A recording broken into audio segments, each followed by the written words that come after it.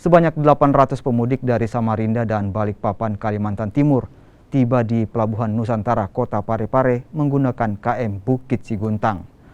Sementara penumpang dari Pelabuhan Nusantara yang akan berangkat ke Samarinda dan Balikpapan, Kalimantan Timur sebanyak 600 penumpang.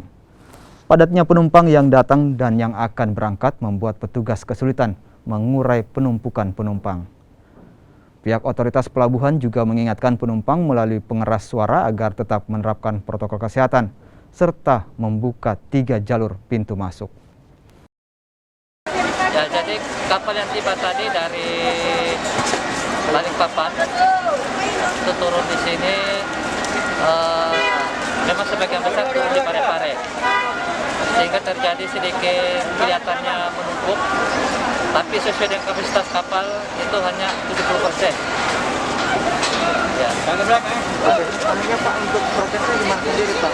Kalau prokesnya justru itu kita sudah batasin maksimal 70%.